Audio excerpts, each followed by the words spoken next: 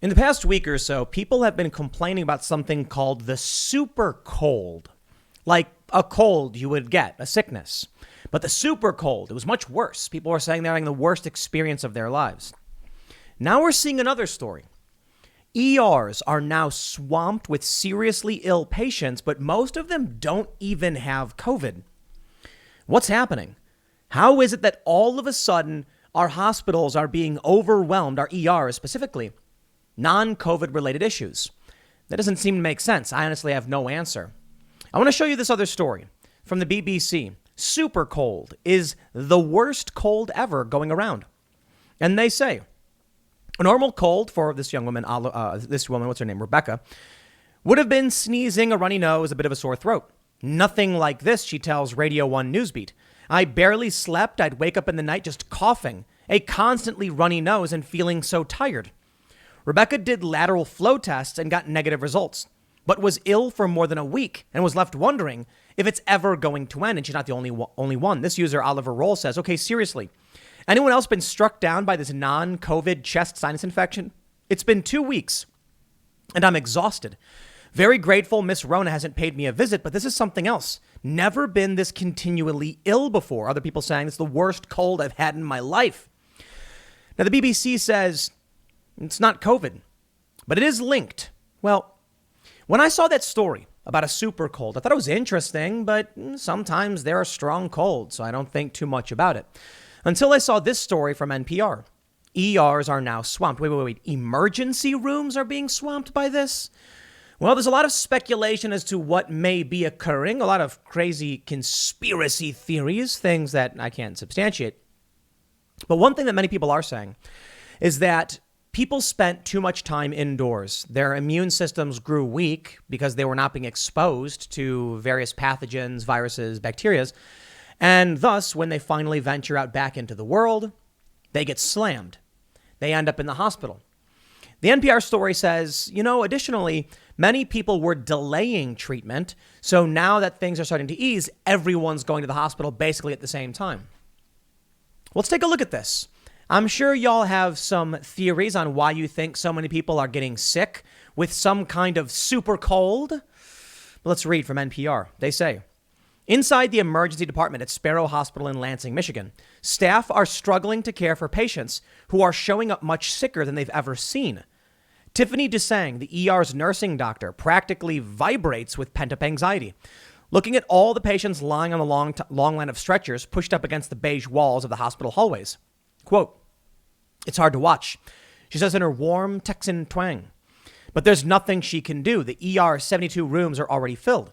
Quote, I always feel very, very bad when I walk down the hallway and see that people are in pain or needing to sleep or needing quiet. But they have to be in the hallway with, as you can see, 10 or 15 people walking by every minute. It's a stark contrast to where the emergency department and thousands of dollars were at the start of the pandemic. Except for the initial hotspots like New York City in the spring of 2020, many emergency rooms across the country were often eerily empty.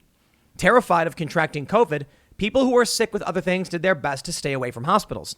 Visits to emergency departments dropped to half their normal levels, according to the Epic Health Research Network, and didn't fully rebound until the summer of 2021.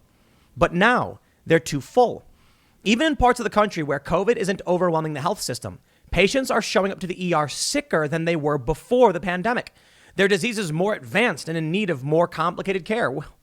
Well, how could this be an immune system thing? I wonder.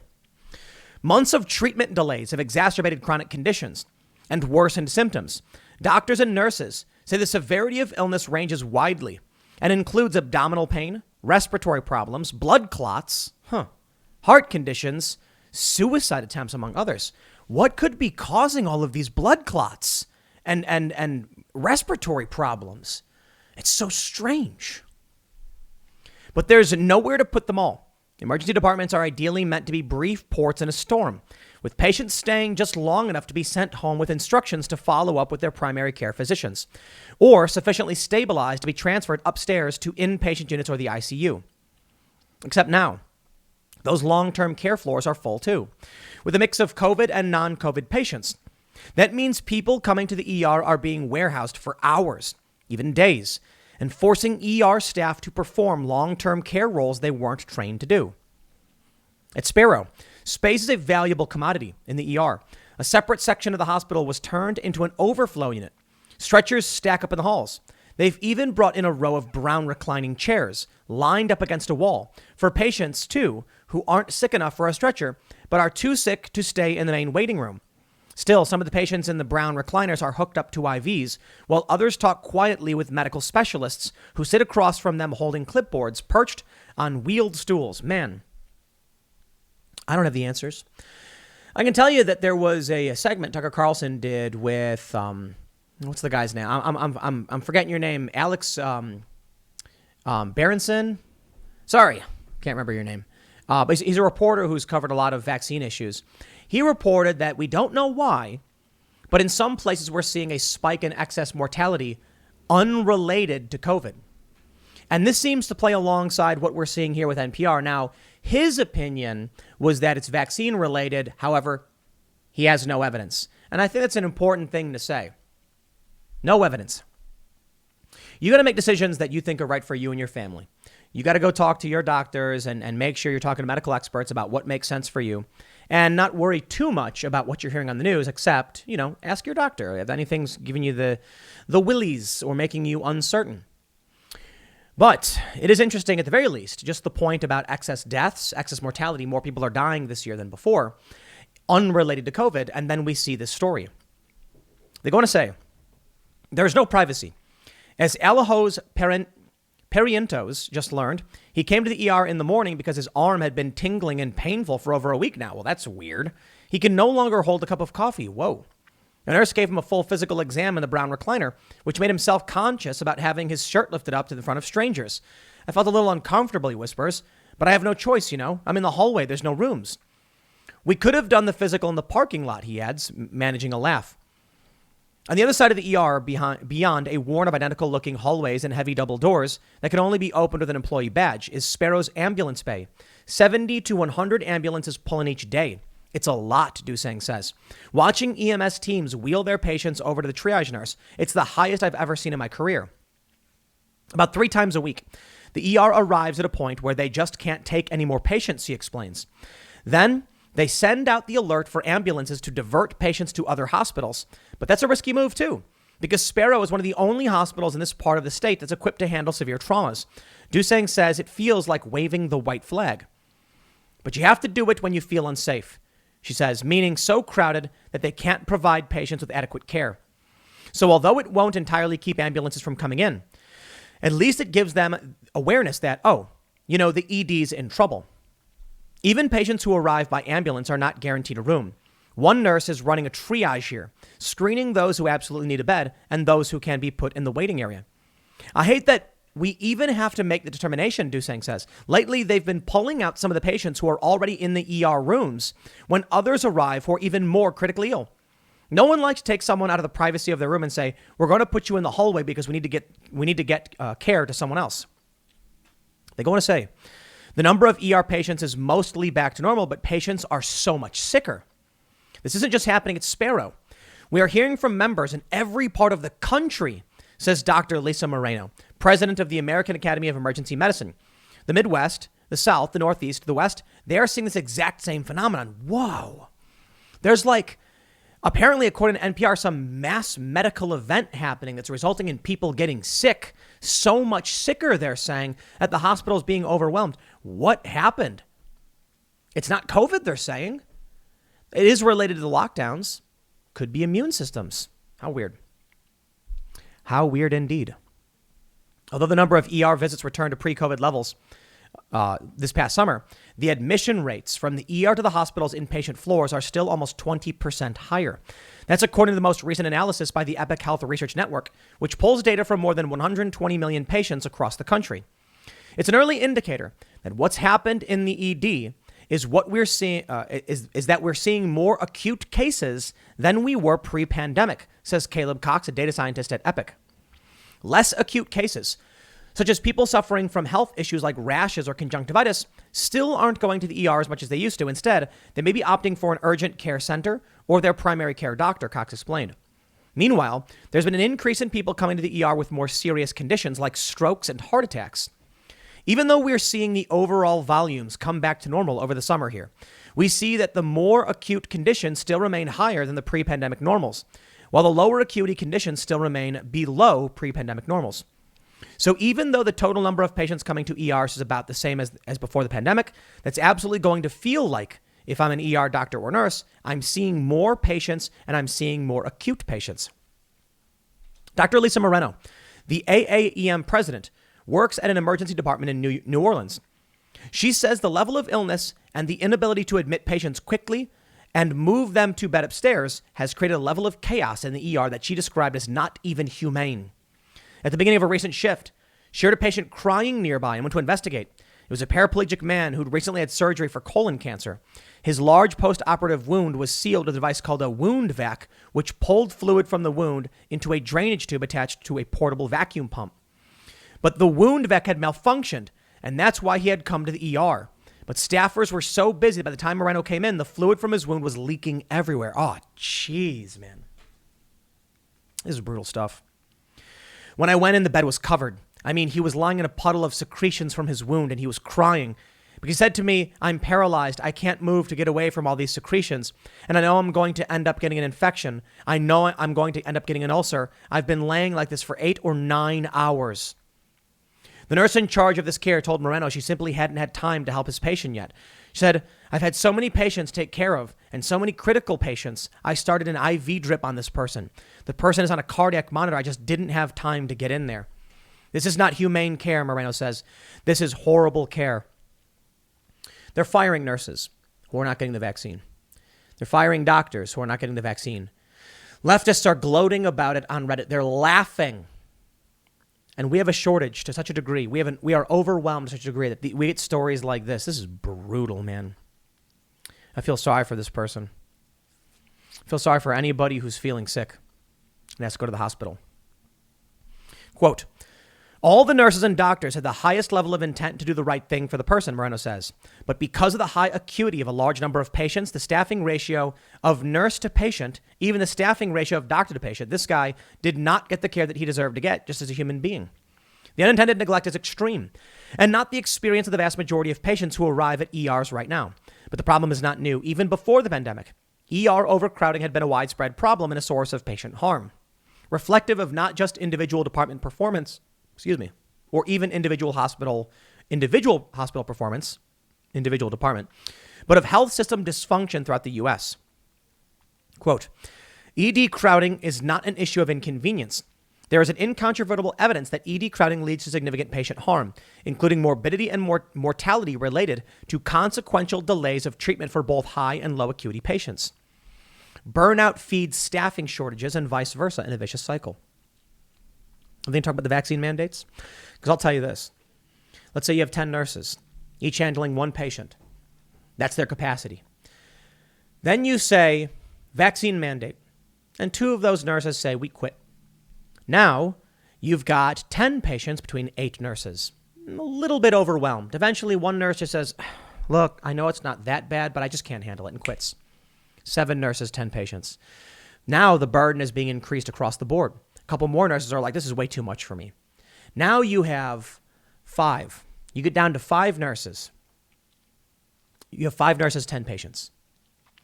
And now they're saying, I'm probably doing the math wrong, but you get the point. It's becoming a bigger and bigger burden for all of them. And eventually they're just not going to be able to handle it. And then there won't be an ER. There won't be a hospital for someone to go to. Now, I don't know what's causing this. I know there's going to be a lot of people who have a lot of theories. I know a lot of people are going to talk about vaccines. It could just be, man, we lock up all of these people for a year and a half, nearly 2 years, and now their immune systems have grown weaker. That makes sense when you look at the super cold. So I'll put it this way. We just had a mass medication event. We mass vaccinated tons of people. There are some concerns about the long-term effects of these vaccines, but ultimately I say just talk to your doctor, and believe it or not, I know people are going to, make comments, whatever you want to say. I genuinely believe that the vaccines are safe. I think medications have side effects, all of them, including these vaccines. But we have to make sure we're not getting trapped in a scaling problem where we see 300 million vaccine doses and then associate a large number of adverse events with, bad news about the vaccine when it's really just about raw numbers. But I will say, there are a lot of people who are concerned about it. And, I think people are entitled to have those questions answered. I don't know if I believe it because of a story like this. And that's kind of why I'm getting to this. Super cold going around. I don't think the vaccine has anything to do with a bad cold going around. I think what we're actually seeing is that we sacrificed natural immunity in exchange for lockdowns and a vaccine. And while lockdowns can be good maybe in a very short-term period, or maybe with certain restrictions and regulations about how we keep everything open and we don't, maybe I should put it this way, the lockdowns were wrong and didn't work. There are some limited things we can do on restricting certain, functions of government, social distancing and masking, that's a good example. We could have done that instead of locking everything down. Maybe it would have been better. Maybe people would have been better off building up natural immunity when there was I don't know.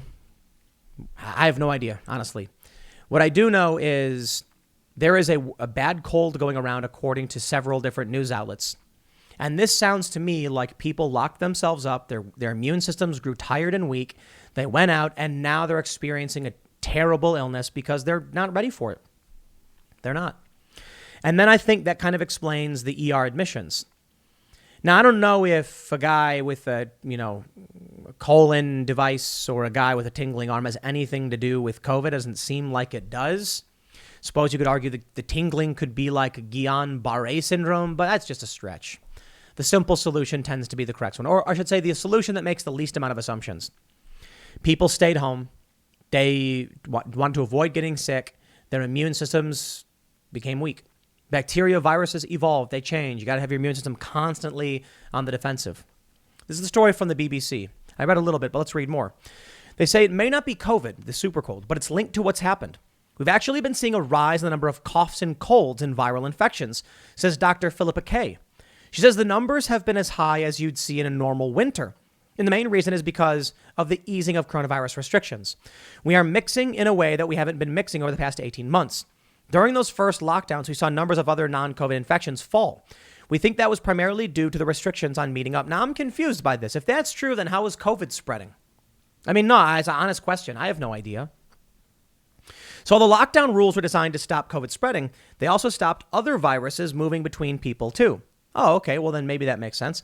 Now we're going out, meeting with friends, and getting on public transport again. The common cold spreads again. Most of these things are respiratory driven. So say somebody talks or coughs or sneezes, you breathe in. Not mixing so much last winter has meant this year the government's trying to get more people than ever to have a flu vaccine. Health officials are worried, as it will be the first year both COVID and flu will circulate at the same time. So they want everyone who's eligible to get it. More than 40 million people across the UK are being offered a flu jab, including for the first time, all secondary school children up to the age of 16. And we're seeing that at the University of Denver. They've now mandated flu vaccines. I think the lockdowns were a mistake, and now you got to pay the piper. The bill comes due, always. They thought that they could put off the infection, but what happens now? People whose immune systems have been weakened because they've been locked up. Look, as this doctor was saying, people have stayed inside and stayed away from each other for 18 months. When you have people, wow, it is very windy. When you have people who go out, intermingle, get sick, then you develop herd immunity, something we've heard a lot about. And then a lot of people might actually get sick, and then your hospitals don't get overwhelmed. But when you have everybody just go out around the same time, they all get sick around the same time, you're then going to see the hospitals get overwhelmed. I don't think, look, part of me is optimistic. I genuinely think we will get through this, and it's the fault of politics and government.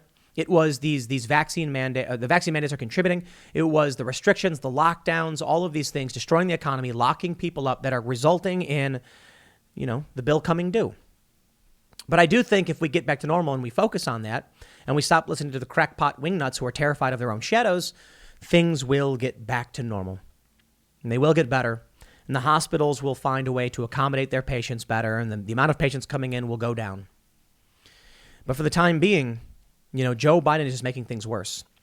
He's talking about this vaccine mandate with OSHA. OSHA's going to put the rule in place. Truckers are going to quit. Supply chain shortages, lack of work. People are going to quit their jobs. Nurses aren't going to want to work. More people are going to overrun hospitals. It is a downward spiral. I don't know if there's a way to get out of it. I really don't. Because you've got people for political, tribal reasons demanding extreme actions that is destroying this country, destroying the global economy, and it's going to sink everyone along with it. Except for the ultra wealthy. You know, the people who have emergency bunkers and emergency food, they don't care. I'm sure the preppers who live in the mountains, they've been laughing the whole time. Ever since the lockdown, they've been sitting there with their feet up like, I ain't got nothing to worry about. But you got a lot to worry about. What happens if you break your arm? You go to the hospital. Are they going to have you sitting there for 12 hours because they've got other patients? Strong possibility. What happens if you end up like this man? You get an infection. I mean, it's sad to see. It's sad to hear. It sucks. But I think we're now realizing the mistakes that were made. And the problem? Democrats won't accept it. They will not accept it. They did this. They caused this. I'll leave it there. Next segment's coming up at 4 p.m. over at youtube.com/Timcast. Thanks for hanging out, and I'll see you all then.